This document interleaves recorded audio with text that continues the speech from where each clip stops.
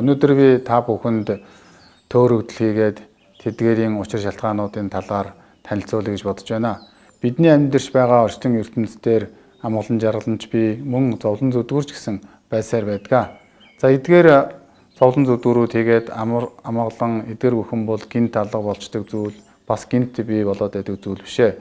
Үүнийг хин нэгэн далдын хүч бидэнд илгээгээд эсвэл ямар нэгэн байдлыг иж хийдтэйгээр алга болгоод байдаг ийм зүйл биш юм. Хүмүүсийн зовлон зүдгүүрт өөрийн учир шалтгаан байдагтай адилхан мөн одоо зовлонгүй амар амгалан гэгээр л ухаарлж гисэн өөрийн учир шалтгаанаас үүднэ хэмээн Бурхан шинд үздэг юм аа. Буруу зам мөрийг дагах юм бол буруу үйл хөдлөлийг хийвэл зовлон хүндрэл бий болно. За мөн зөв зам мөрийг дагах зөв сургаал ном суралцах юм бол гэгээр л бий болно гэж ингэж үздэг. Гол нь энэ бол өөрийн дадлаа шалтгаална. Энэ хорвоогийн юмс нөхцөл байдал бүрэлдэхин одоо үрднэнд үүснэ түүний үр дагавар юм. Нөхцөл бүрэлдэхэд энэ мэт орчлонд одоо бүх юм буй болно. За мөн одоо эвдрэх, хэмхрэх, алга болох нөхцөл бүрэлдэх юм бол тэдгээр бол алга болдог. За бороо орох, цас орох, салхи хүлээх, цэцэг навч дэлгэрэх, за навч унах энэ бүхэн нөхцөл бүрэлдэхэл буй болж байгаа хэрэг. Хүний бие ч гэсэн эцэгхийн хоорондын харилцаа холбооноос мэдлэлтэйг, за хоол, хүнс, хүний биеийг тэнхрүүлдэг, мэдлэг туршлага элдв янзын одоо санаа бодол сэтгэлийг нь бол хөгжүүлж байдаг юм аа.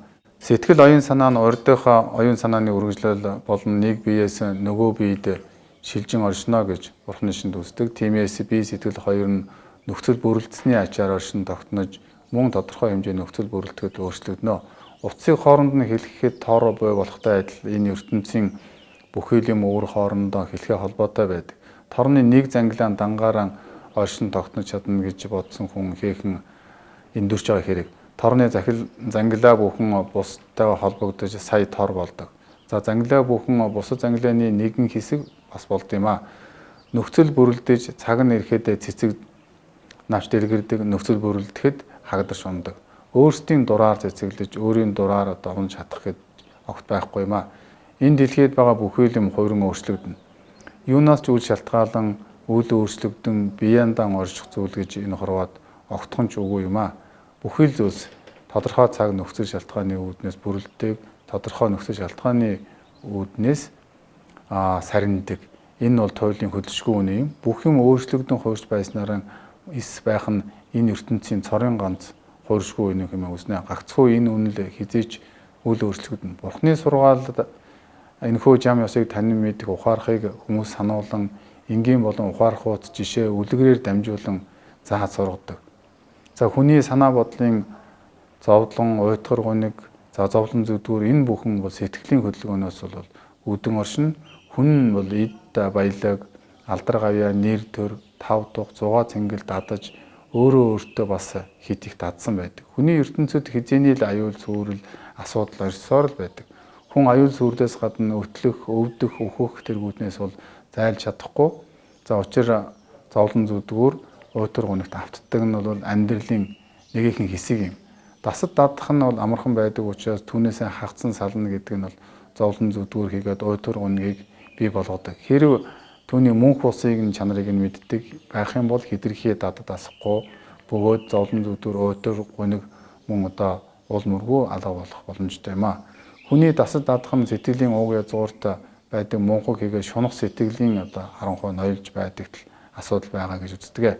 Мунхгийн харанхуй хэмээсэн хүмүүс энэ ертөнцид бүхий юм хуурж өөрчлөгдөхийг ис ухааран юмс үзэгдлийн учир шалтгааны нарийн холбоог олж хараагүй хэлэх бөгөөд за ховдог хомхоо сэтгэл хэмээх нь олдохгүй юм хүсэх энэ хүслээсээ үл татгалзах хүмүүсийн чанар юм аа. За эд юмсын хооронд өчүүхэн барьж ялгарл өгөө гэвч хүмүүс эдгээрийн хооронд нь ялгаж салгадаг. Үүний шалтгаан нь мунхаг хийгээд шунхаа сэтгэлд бол оршиж байна. Сайн муу юмс гэж нарийн ажиллах юм бол тийм ч их ялгаа өвөө атал хүмүүс бидэг хүчтэй хатуу бодож юмсыг хитрхээ сан хитрхээ муу хэмээн хуваадаг. Энэ нь мунхаг хийгээд хомхоо сэтгэлээс үүдэлтэй.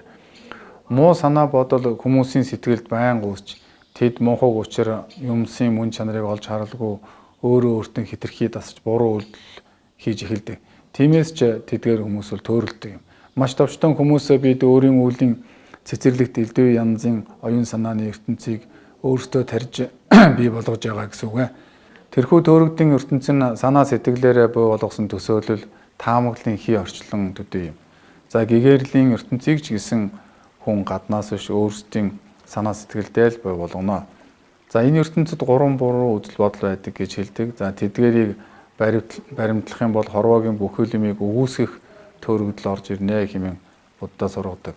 За нэгдүгээр үзэл санааг нь үлгэрүүлэх юм бол хүмүүс энэ дэлхийд өөрсдөд нь тохиолдож буй аливаа хэрэг явдлыг заяа төөргийн дагуу болж байна гэж ингэж боддог. Үнэгээд нотлохыг хичээдэг.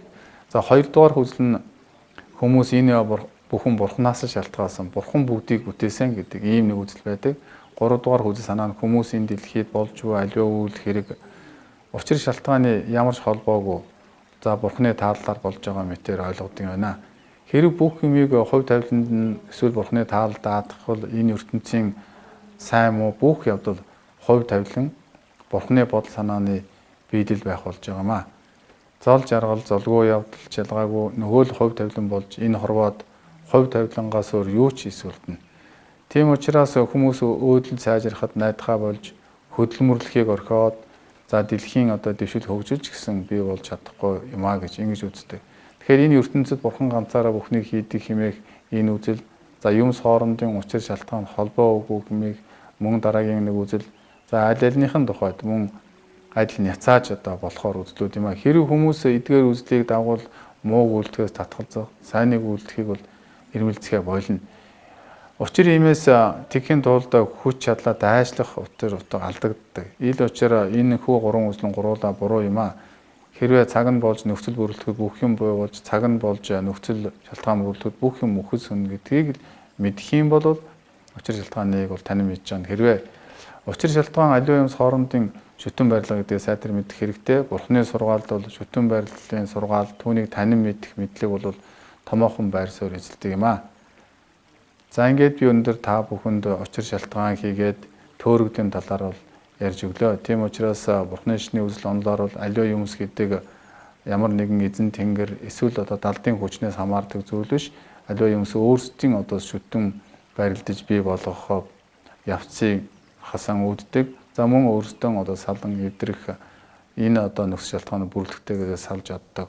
Тэгэхээр энэ нь бол зөвхөн гадаад материалыг зүйлсээрч төдийгүй дотоод сэтгэлийн үйлдэл дээр ч гэсэн харагддаг. Бидний сэтгэл тавгүй байх нөхцөл байдал үүсээд байх юм бол алстан сэтгэл тавгуудч эхэлнэ. За бидний баяр баясгалантай энэ нөхцөл байдал сэтгэлдээ байх юм болвол бид ярьж байгаа хэлж байгаа үг ч гэсэн тэр үйл үйлдэл ч гэсэн зөв зүйтэй болдог. Тийм учраас бурхны шинд бол аливаа юмсын учир шалтгаан бол гадна талаас үүдэх биш хүний дотоод сэтгэлээс бол ихээхэн хамааралтай гэж ингэж үздэг. Тэгэхээр аливаа юмсын бол өөрчлөхийг хүсэж байх юм бол хүн өөрийн сэтгэлдээ өөрчлөлт хийх, бодолдоо өөрчлөлт хийх, яриа болон үйл үйлдэлтэй өөрчлөлт хийснээр түүний гарч байгаа үр дагавруулах жаргал зовлон хүлээн авнаа гэж ингэж үздэг юм а.